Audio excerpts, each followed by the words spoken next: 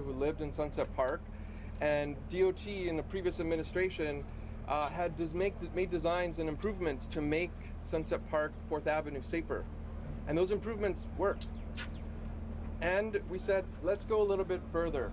And we said, we want a protected bike lane.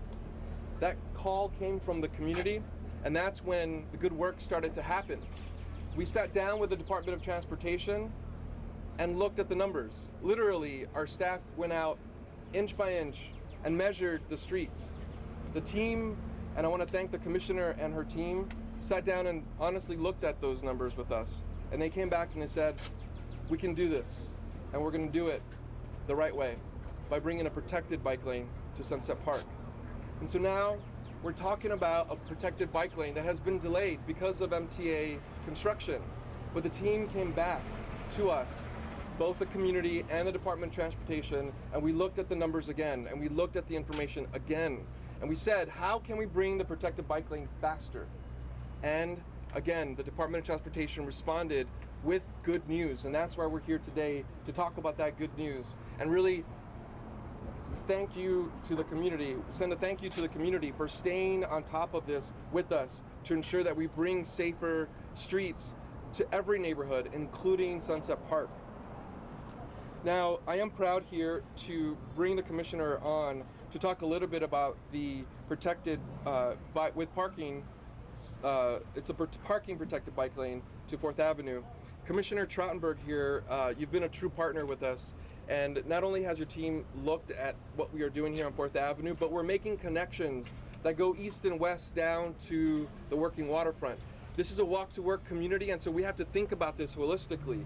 The concepts that we want citywide are happening here because of your leadership, and I want to say thank you to that. Now, we also have a big park on the waterfront.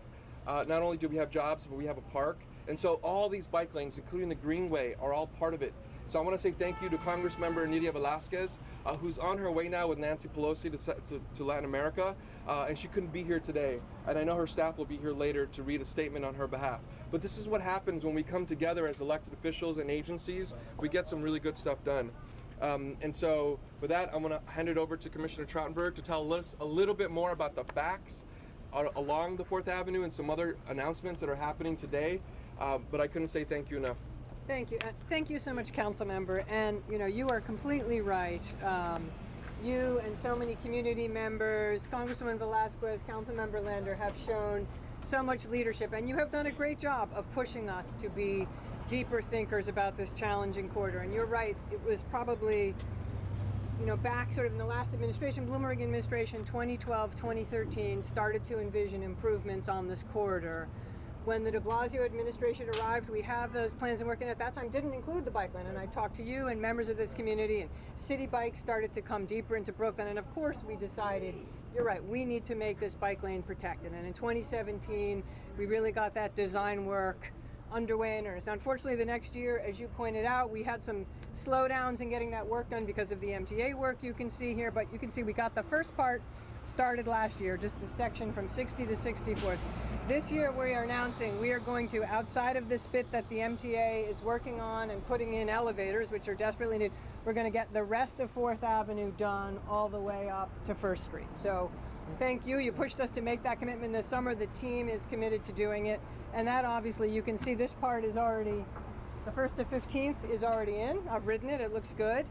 The rest will be coming in the next couple of months. And then just to point off to the yellow section, and I know when Councilmember Lander comes, we'll talk a bit about, we are also figuring out how we get that protected infrastructure all the way up to Atlantic Avenue. Have not completely solved all the design challenges, but that is our commitment to try and get there, hopefully next year if we can, but we'll stay tuned for more on that part. And I think, as you all also mentioned, Councilmember, we have done a lot of other safety improvements on the street, designs that from the last administration we added to that, lowering the speed limits, speed cameras, really trying to think of 4th Avenue as a neighborhood street. We are also, I think, as you have requested, now going to be taking a deeper dive on 3rd Avenue, which, as many of us know, is a much more sort of industrial corridor underneath the Gowanus, but is increasingly becoming a place we're seeing pedestrians and cyclists, and obviously a place where we are grieving. We have seen recent fatalities. So I think working with you and the other elected officials, and I know our partners, the advocates, we're going to be looking, just as we have done fairly recently on Northern Boulevard, to pull together some community discussions and start to think about what are some of the further improvements we can make there. Another thing you pointed out to us, we are back looking at the striping we have been doing on that street. We're going to be refreshing that in the next few weeks. You know, looking again to try and be holistic here in Sunset Park. You also mentioned now a discussion. Letting him translate. As you also mentioned, we're doing what we can to continue to create a connected network along the Brooklyn Waterway. You can see here a few sections of the projects that we're going to be done with in the next couple years, and then one section, admittedly, where we're still working with EDC to try and figure out this connection between Sunset Park North going down to the Owl's Head Park.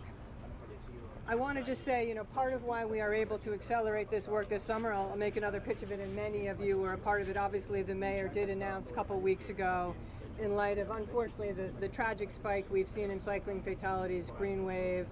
We're doing a lot of new work with protected cycling all over the city. Sunset Park is going to be a big area of focus for us, and he's given us a lot of new resources to help get that job done. So again, thank you for your leadership on this.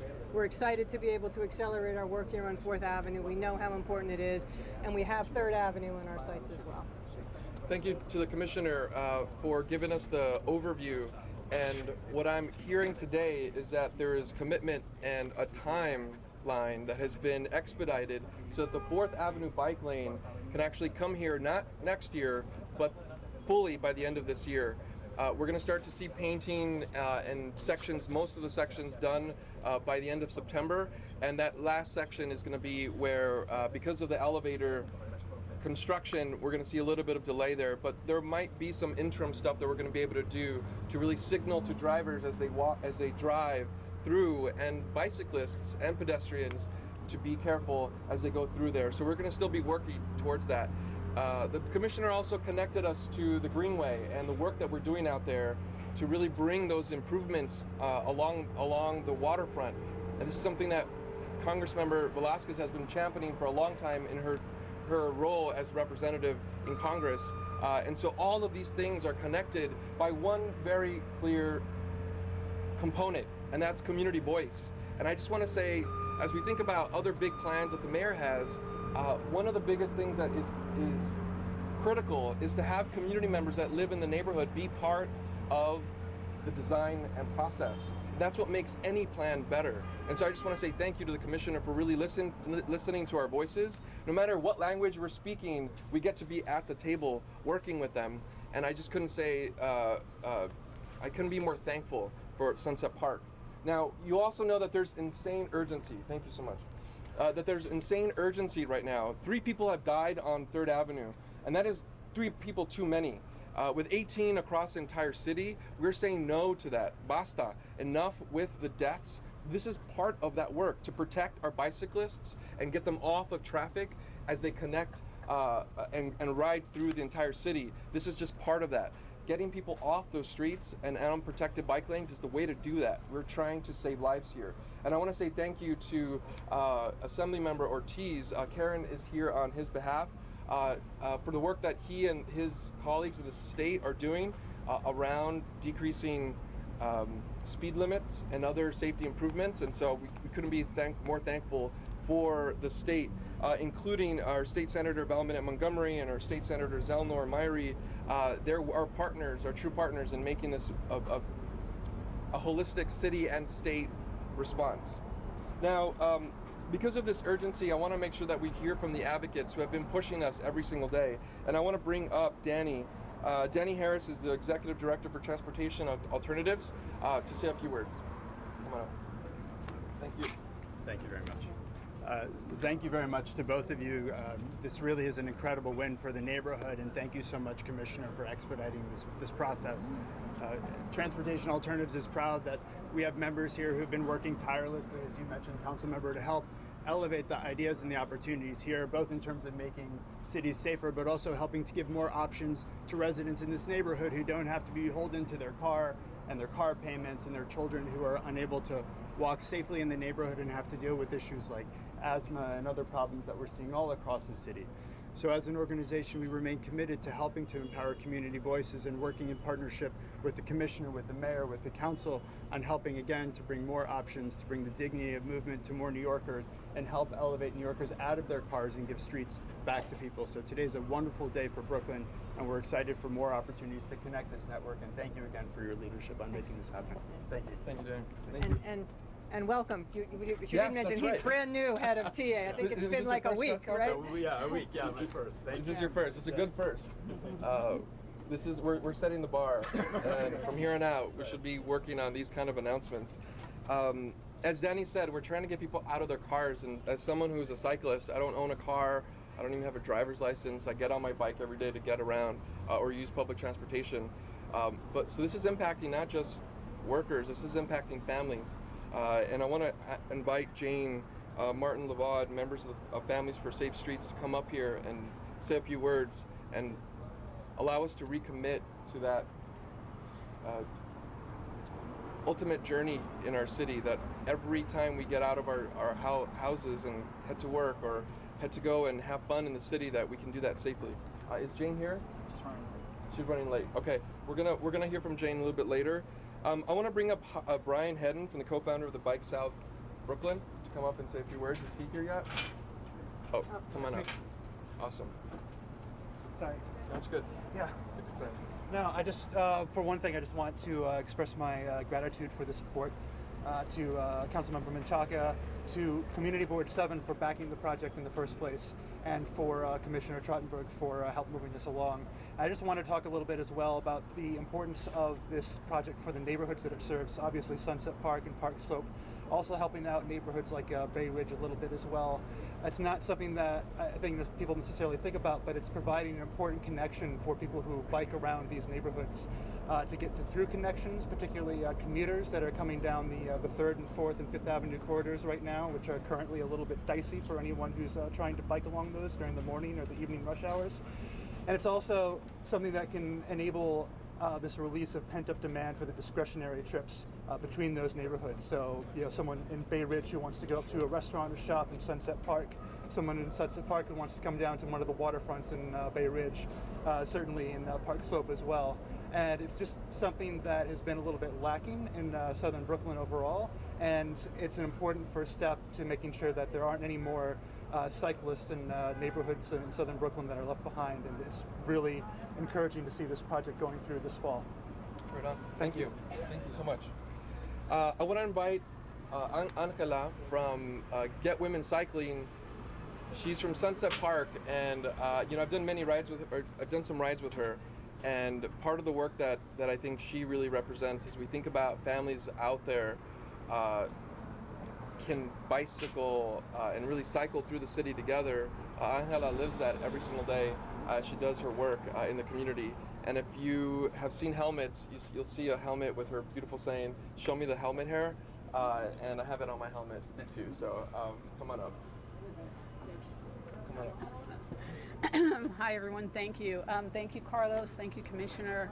I honestly am just beyond thrilled of the work that has been happening over the last two months specifically, but even before that.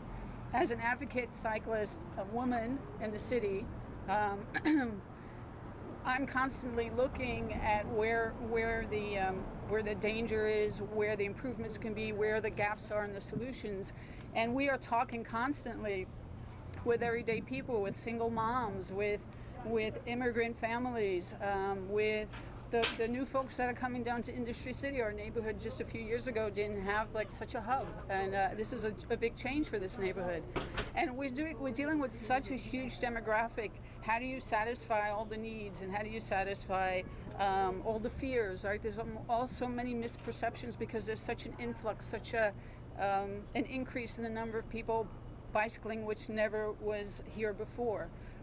So it's been a real challenge, and I know I was working with Ted and Commissioner Trottenberg's team early on in the community meetings here on 4th Avenue. Many times we came back to the table listening to the circle of folks who expressed themselves And Commissioner Trottenberg's team came back with solutions to those insecurities, to those fears.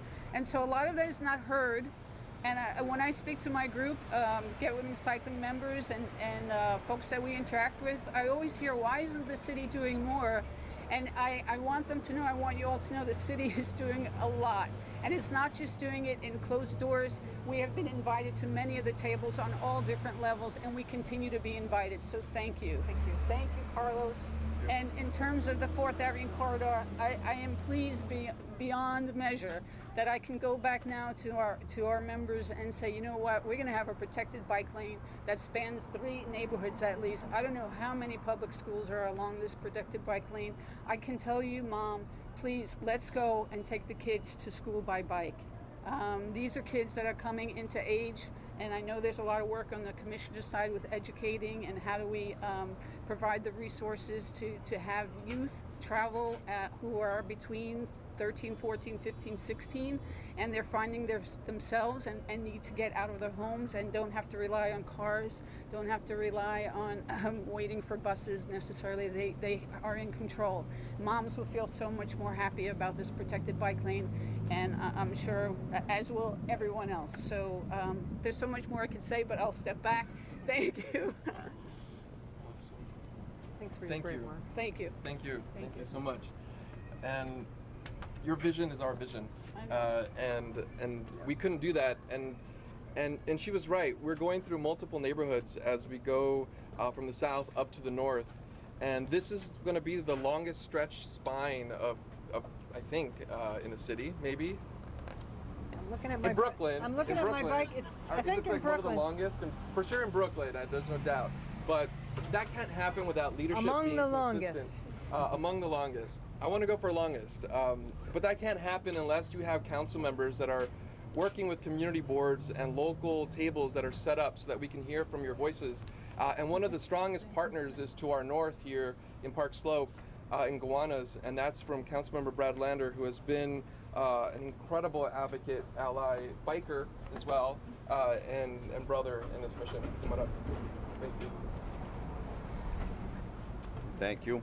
I'm New York City Council Member Brad Lander, and I'm honored to be here. I want to give just enormous props to Carlos for his just tireless advocacy. You know, it's worth stepping back and just remembering how far we've come on 4th Avenue, you know, from the days when it was a 3-lane highway in both directions. And it took a lot of organizing and work to get it reduced from 3 lanes to 2 at a time when no one would have thought that a bike lane would have been something safe to have on it. And that took a big effort. We did not get at first the votes from the community boards that we needed to do that, and a lot of folks in this crowd organized together to win that.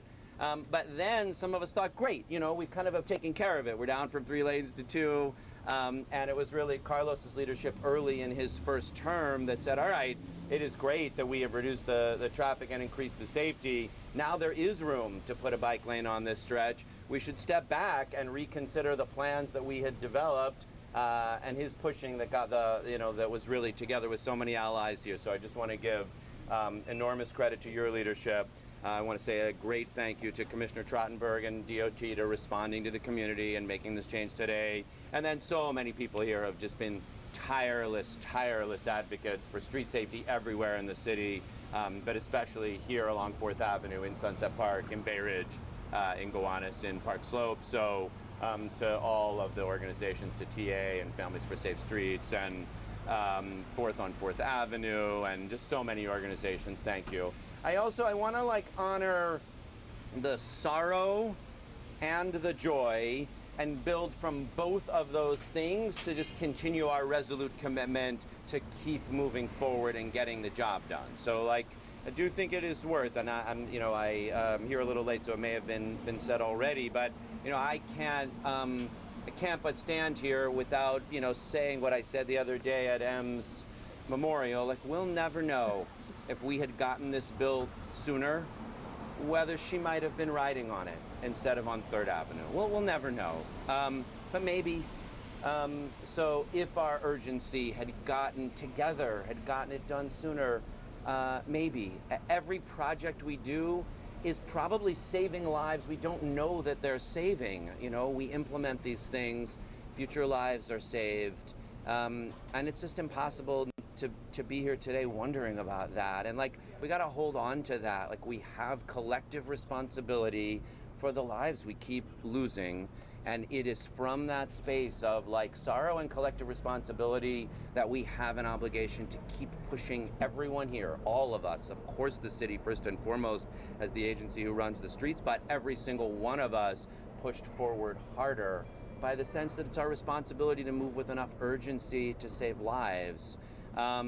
You know, and every project has its complexities and its twists and turns, but we just can't let the complexities of bureaucracy or the complexities of democracy keep us from moving with the urgency that we need to. And I feel that sorrow today.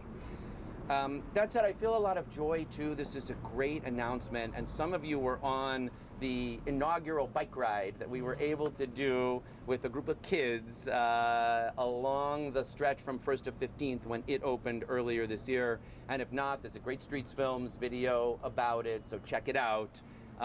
Just like the safety and joy and feeling of community that you could feel in that little video, because in a place that once was tremendously dangerous, that you wouldn't have wanted to let your kids cross the street, and I say this as a parent who raised kids, you know, on a 4th Avenue adjacent block, the joy of being able to ride your bike on it in a safe and protective way to school with your kids is just magical.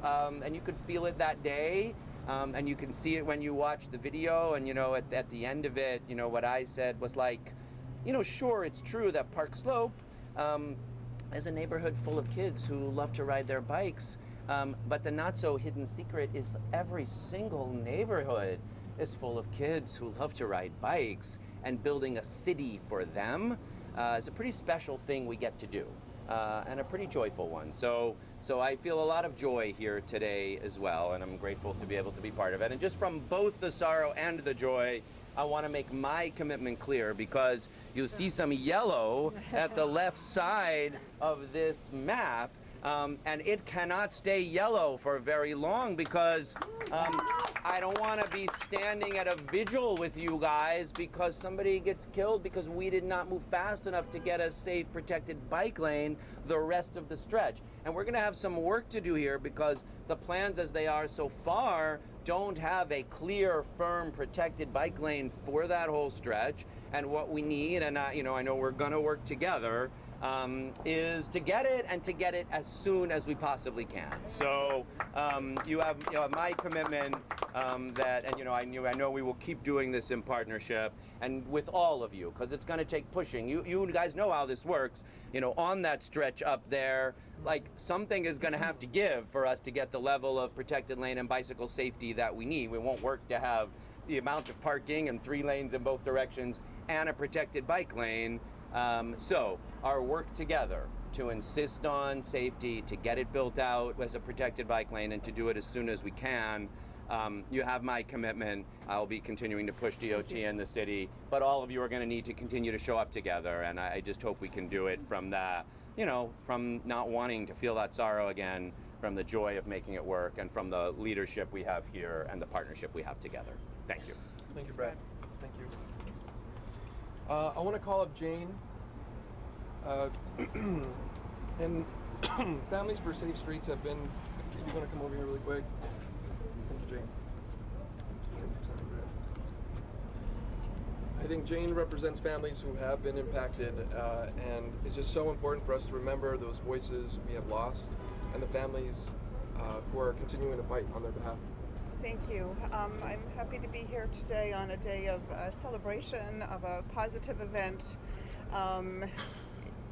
increasing our bike lanes and doing everything that we can to improve safety on our streets for all New Yorkers. On behalf of Families for Safe Streets, I have to point out that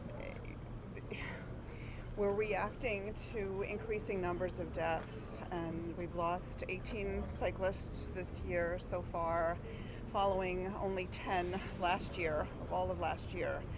And so we're being reactive, I feel, instead of proactive, and so taking all these positive measures as we ought to be doing, for many of us it's too little too late. And my daughter was not on a bicycle, she was in a car. But we have speeding, reckless drivers on the road, and I know Councilman Lander is doing everything he can possibly do to make sure we get those drivers off the roads. But we have an epidemic of traffic violence on our streets here in New York City, and it's impacting pedestrians and cyclists and motorists as well. And we have to keep moving forward, and we have to keep increasing the pace that we move forward, because these deaths that we read in the papers as statistics, as numbers, are human beings. They're family members. They're human beings with lives that impacted the lives of many others, and at the moment that they cease to be here, that all ends. And so I was a family of 4. I had 2 daughters, and now I have one here and one not. My daughter Leonore, her birthday is coming up next week, and we have to celebrate it without her. So I just urge everyone to continue working on all the positive directions to save lives, save families from losing members, from individuals becoming injured. I think we have a couple of hundred a day injuries, and hundreds each year. So I hope that we'll be attending more events like this one, and less events, as Councilman Lander said, of the vigils that we're constantly a part of. And Jane, I just want to take a moment right now, if we can take a few moments just to remember everyone that we've lost here in the city, and just hold them in our hearts for a few minutes in silence. Here together.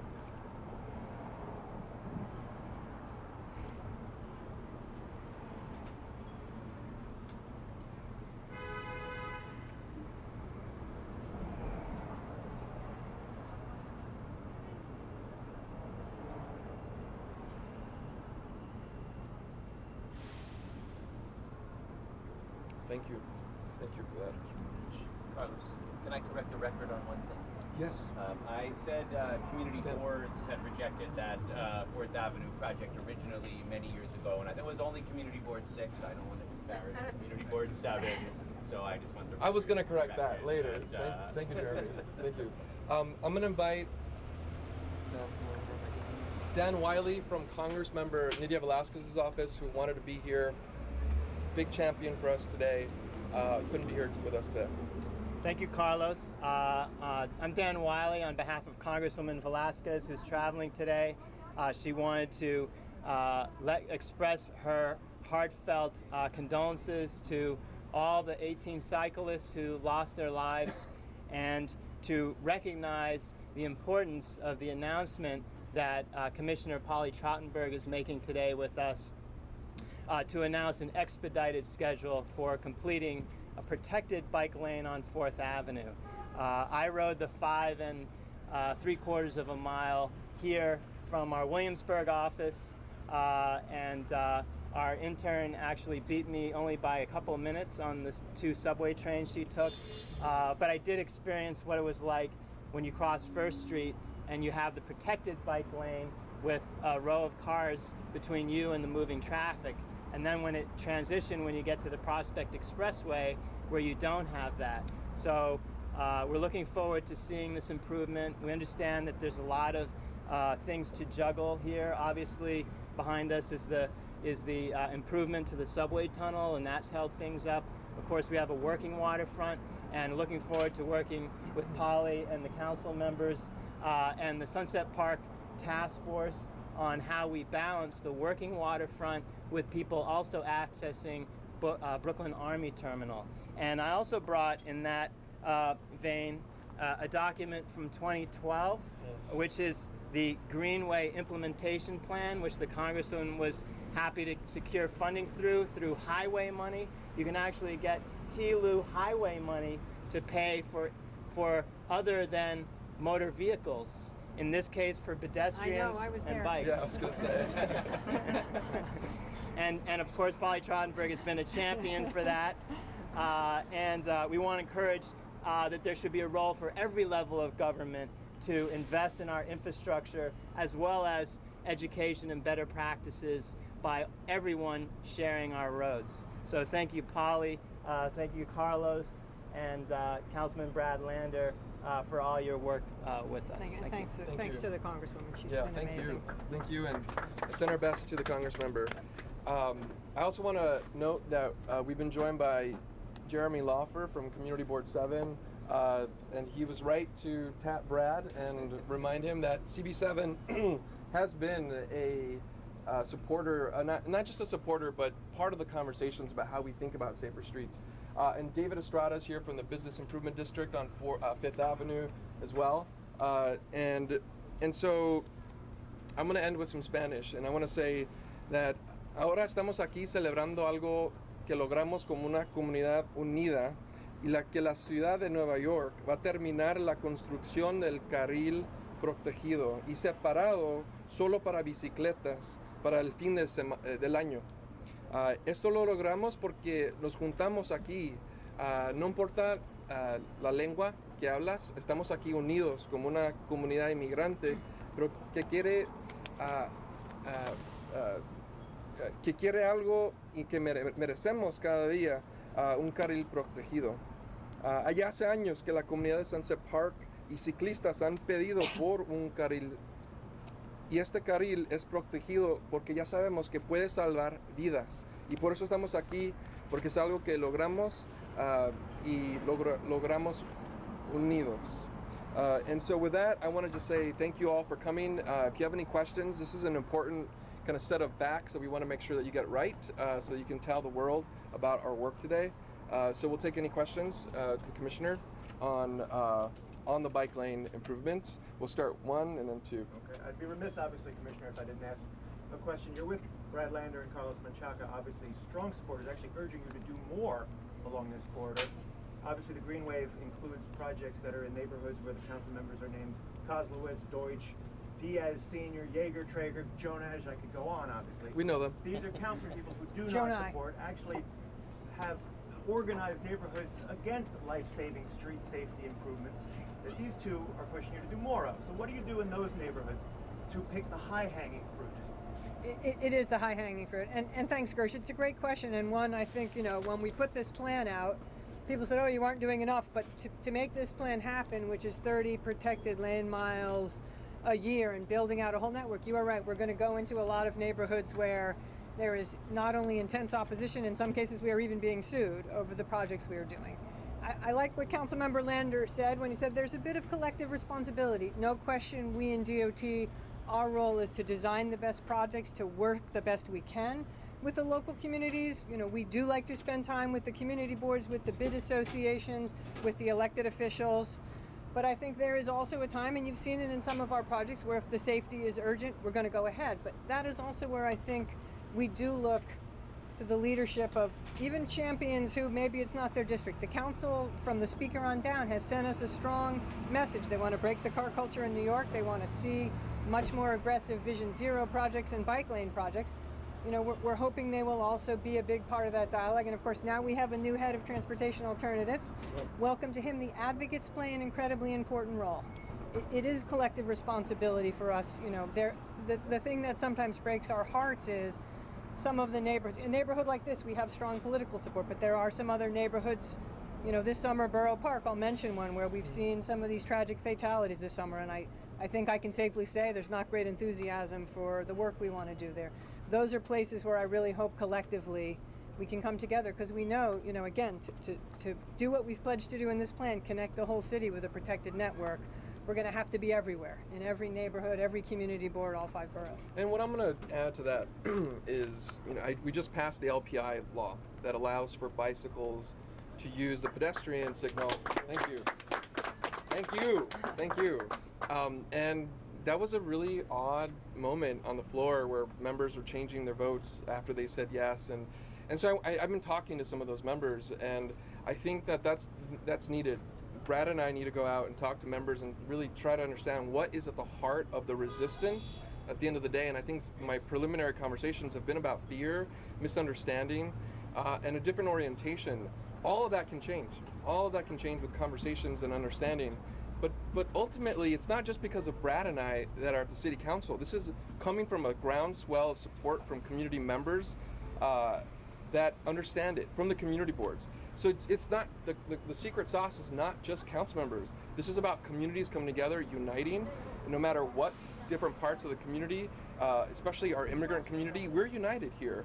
And so this is not just about council members having the leadership. This is about the whole neighborhood coming together, being at the table, invited to the table, and being a part of this progress. I mean, I'll just add to the both and nature of this, because it's not a choice between, are there times when DOT has to be willing to implement something that will save lives even if there is local opposition? Sometimes the answer to that is yes, but it's not a choice between that and doing the work together to build more support and change more minds and have a stronger politics. And you know, just in the time we've been working on the 4th Avenue project, the amount that the organizing work has moved the city's dialogue and conversation. Look, when I came into the council, Jimmy Baca was the chair of the Transportation Committee, and at that time he was not an advocate of some of the Safe Streets projects we're doing, but like, he's someone who you can see his mind has been changed. Like, that's a person who you would have had on that list of council members, you know, at that question.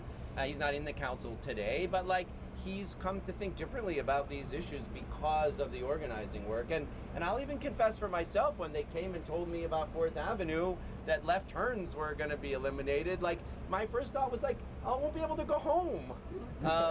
And thanks to some good conversations with some people here who were able to bring the data, you know, we all evolved together here. So it's right to push and make sure that we don't let people prevent, you know, when we know for sure it will save lives, we have to be willing to push past opposition.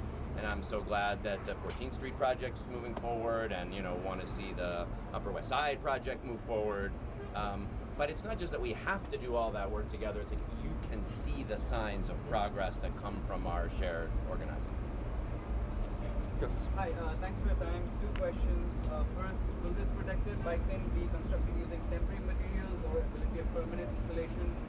Second, you've spoken about the urgency required. I don't want to repeat the number of cyclists who can kill on the streets. Why are you not expediting other protected bike lanes in other parts of the city? So I'm going to answer your second question first. We are expanding protected bike lanes all over the city, and if you have not, whoops, here, if you hold that for 1 second. If you haven't seen this report, let me find the right page here. This is the vision. This is basically our 10-year vision for creating a protected network. You can see it sort of connecting sort of every major node in the city. This is what we're proposing to do in the next few years. So you can see we are all over the city. This is just one major project. And look, a very important one. I think it's someone, you know, one of our biggest corridors, one that many of us who live here in Brooklyn, I think, have long recognized we need to get done. Temporary materials. Oh, right. So the way we do a lot of our projects, and that's going to be the case here on 4th Avenue, we do what's called an operational project, which is we mainly do it with in-house materials, with our own paint, with our own concrete. The good news is you can do that, and if you make a parking protected lane, it's very safe very quickly. In the long run, we want to do a major capital project on the street that will, I think, transform it in other ways, make more beautiful medians. But we will always now keep that protected cycling infrastructure even as we do the capital project. And capital project probably a couple of years away, and certainly not going to hold up the work we're doing this summer. And what we will hopefully be doing next year, as Council Member Lander mentioned, to get to that yellow section of 4th Avenue. Thank you. Wait, your question? Yes. I would like to know what is being done, a little bit more enforcement in our bike lanes, getting the parking cars out of our bike lanes, and enforcement. You know, especially 5th Avenue, people use it as a parking spot. Drive cyclists out. So the question's about enforcement on bike lanes, cars on bike lanes. And if there's anything that's right. I'll talk a little bit, and that is an area where we do often work with local elected officials in local precincts. As part of the Greenway report, you know, NYPD also announced that they are going to be doing a lot of stepped up enforcement, including targeting what they will work with us on the 100 spots where we're seeing the most crashes and the most danger to cyclists and pedestrians. I think a lot of those sites are going to be here in Brooklyn because tragically, as we all know, we're having a terrible year here in Brooklyn in terms of fatalities. So, we will be looking at our own data. We obviously always want to be talking to elected officials, community boards, activists, if there are places where they want to see that PD initiative happen. They're also going to be focused, something we're very glad on. A lot of the fatalities we've seen this summer with cyclists have involved trucks. And, truck enforcement has been a complicated area in the city as the city's grown and there's more e-commerce and a need. People want their packages delivered, stores and restaurants need their deliveries, but we are spending a lot of time thinking about better truck enforcement. We are rolling out a program, it's been a little bumpy this summer, to do residential loading zones, where we're clearing some residential parking and getting trucks to come in hopes that it will cut down on double parking. We could use some support on that one. It's some neighborhoods have been embracing it, some not quite as much as we would hope, but I think in the long run, we're going to be looking at the results of that. Again, that means taking away residential parking, but finding places so trucks legitimately can park and do their loading and unloading. Everyone can get the Amazon packages, stores and restaurants can get their deliveries as well. Or just shop local. How about that, right? I want to honor this question and push us all in the advocacy vein, because I do think we have more pushing to do on the NYPD around cycling safety. And here maybe I'm going slightly off the shared administration council member script, but I'm going to do it because I think it's important. We're making a lot of progress, even if not fast enough. But I do think in our advocacy work, we've kind of backed off. Look, I'm pushing this reckless driver bill, and part of what I like about it is that it relies on camera enforcement, so it doesn't, for that bill, you don't need the human enforcement of the NYPD, but we need that, and we need stronger partnership, and there's some good things in Greenway, but I think some of us have kind of eased off a little bit. Last night was National Night Out. I was up at the 78th precinct, and we were remembering Inspector Mike Ameri, and when he was the inspector, the commanding officer of the 78th precinct, he was really leading in what a partnership from a precinct in safety looks like. Yeah, come on through. Come on through. Yeah, because I can't just take this to the street. So Yeah, absolutely. Oh, sure. It's all right. It's cool. Thank you so much. Yeah, thank you. It's all right. Thank you so much.